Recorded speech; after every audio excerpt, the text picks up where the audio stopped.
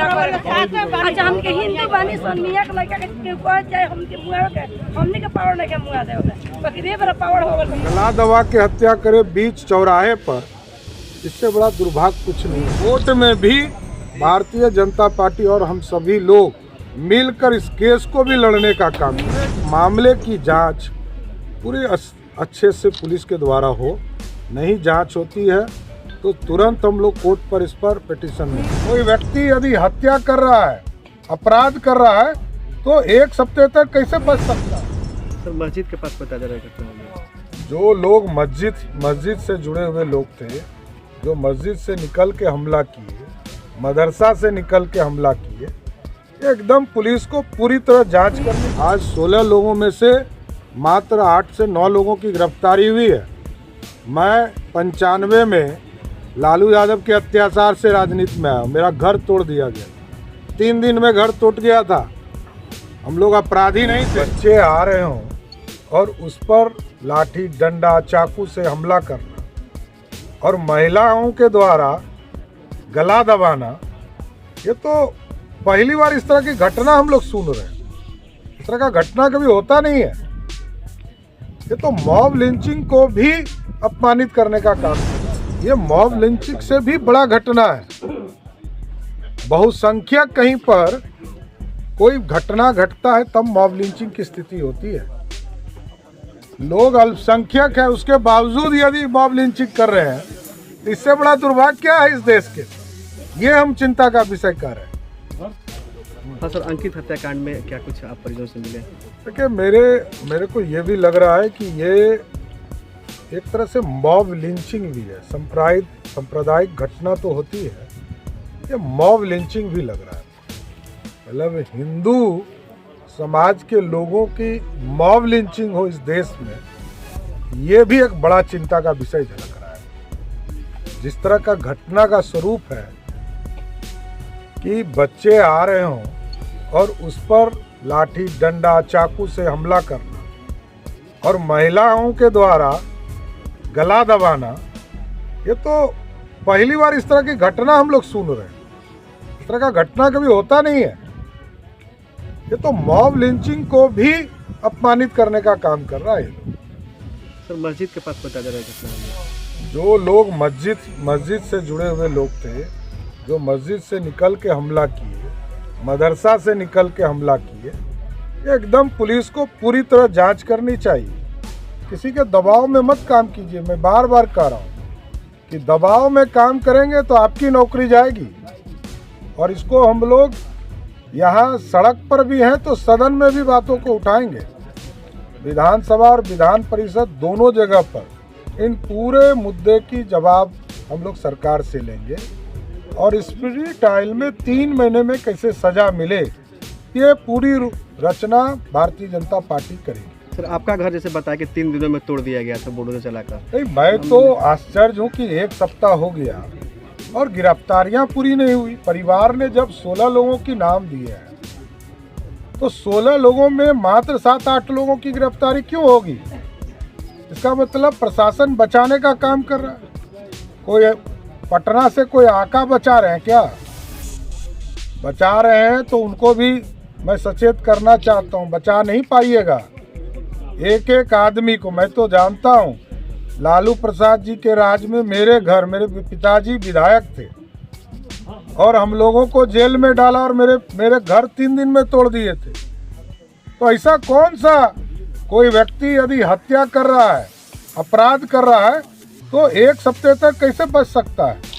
उसको घर तोड़िए और घर तोड़ने के साथ उसके शरीर को भी पुलिसों को तोड़ना चाहिए। मैं ये कहना सम्राट चौधरी कुशवाहा जिंदाबाद। एक चीज जान लीजिए, आज की जो परिस्थिति है, नीतीश कुमार जी आपको जग कर बिहार में जो हत्या हो रही है, इसके लिए आज का जो बजट है ये अपने आप में अनोखा है। आज पहले तो प्रति व्यक्ति जो आय था 5 लाख तक आमदनी तक लोगों को टैक्स नहीं लगता था, अब 7 लाख तक टैक्स नहीं लगेगा। तो इस स्थिति में एक एक व्यक्ति को इसका लाभ मिलेगा। 47 लाख नौजवानों को सीधे 3 साल तक भत्ता देने की व्यवस्था सरकार ने की है। किसानों के लिए पूरी व्यवस्था की है। और हमारे यहाँ चिंता था कि रेलवे इंफ्रास्ट्रक्चर, हमारे यहाँ एयरपोर्ट्स की चिंता, 50 नए एयरपोर्ट बनाने की कल्पना भारत सरकार ने आज बजट में व्यवस्था किया है। साथ ही साथ लगभग 75,000 करोड़ रुपया खर्चा किया जाएगा रेलवे इंफ्रास्ट्रक्चर पर। लगभग 3 लाख करोड़ रुपया जो रोड के इंफ्रास्ट्रक्चर बचे हैं, हमारे यहाँ तो माता जानकी का एक नया पथ बनाने का काम भी NHAI के द्वारा शुरू करने जा रहा है। इसलिए सारे इंफ्रास्ट्रक्चर में और नौजवानों को रोजगार के लिए भी चिंता किया गया। अभी जो मॉडल स्कूल्स हैं या जवाहर नवोदय विद्यालय हैं, इन सारे स्कूल्स में भी लगभग 2 लाख नए नियुक्ति की घोषणा आश्वासन दिया गया। देखिए, ये अत्यंत ही दुर्भाग्यपूर्ण है और इस तरह की घटना लगातार नीतीश कुमार जी की जब से महागठबंधन की सरकार बनी, लगातार इसी तरह की स्थिति बनी हुई है। और ये तो बहुत चिंता का विषय है कि जिस लड़के को कोई दुश्मनी नहीं हो, उसको सरेआम हत्या करे और पुरुष से लेकर औरत तक इस पूरे घटनाक्रम में साथ दे, गला दबा के हत्या करे बीच चौराहे पर।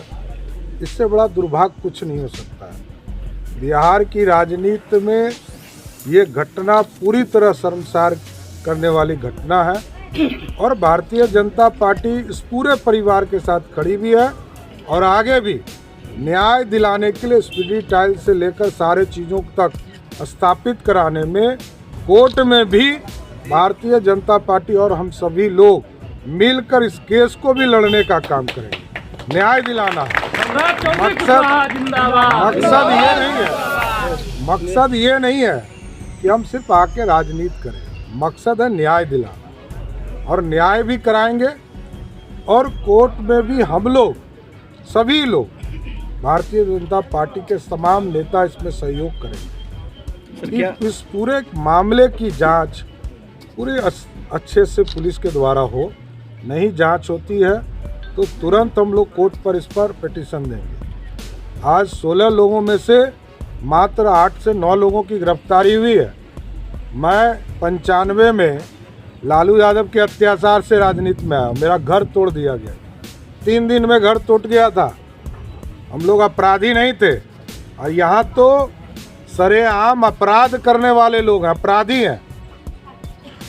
और इसके बावजूद यदि 1 सप्ताह में घर नहीं टूट रहा हो तो कहीं ना कहीं किसी का प्रेशर है, उस प्रेशर को भी तोड़ना है।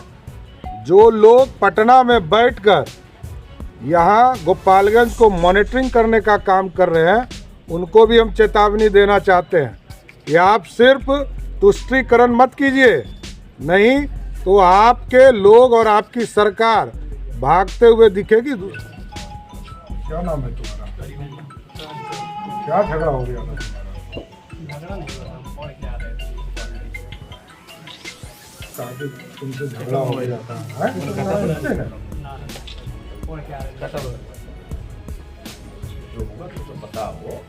जैसे जैसे हुआ है आप बताओ। तो घटना हुआ है तो बताओ। हमारे ही लिए आए हुए हैं पटना से। अरे बोलो बाबू, बोलो कोई दिक्कत नहीं है, कोई दिक्कत नहीं है। ठीक है। पहले से ही मतलब भारतीय जनता है कुछ कारण रहा होगा ना। अब हमको तो मालूम था नहीं, क्योंकि हम उस दिन रात में वहीं पे गोपालगंज से शाम को मतलब आ रहे थे। पहले खेल वेल में कुछ झगड़ा हुआ? हाँ, क्रिकेट में नहीं ऐसा कुछ नहीं। तो कोई कारण से ही ना झगड़ा होता है बाबू, ये हम खाली जानना चाहते हैं। अरे ठीक है, बचपन में झगड़ा होता ही है, ऐसा थोड़ा है कि व्यक्तिगत झगड़ा का रूप नहीं है, ये कोई अपराध नहीं है। हम दोनों में अच्छा हमके हिंदू बानी सन मियां के लड़का के कोई चाहे हमके मुआ के हमने के पावर नहीं के मुआ दे होता, बाकी रे बड़ा पावर हो गल तो मुआ दे। ये बड़ा पावर एक बार आप अंगड़ाई लीजिएगा तो रह पाएगा। एकदम संयम से रहना है, एकदम सपोर्ट है, सोना सपोर्ट है। आप गलत नहीं कर सकते। हम तो गलत नहीं कर। आया है त्योहारों का सीजन, खुशियां मनाएंगे तारा होंडा के संग। मात्र 9,999 रुपए देकर कोई भी मोटरसाइकिल लेकर जाएं और साथ में पाएं 3,000 रुपए का एसेसरीज, वो भी बिल्कुल मुफ्त। बिना चेक के भी फाइनेंस की है उत्तम व्यवस्था। Tara Honda, main road, Laxmipur, Raxaul.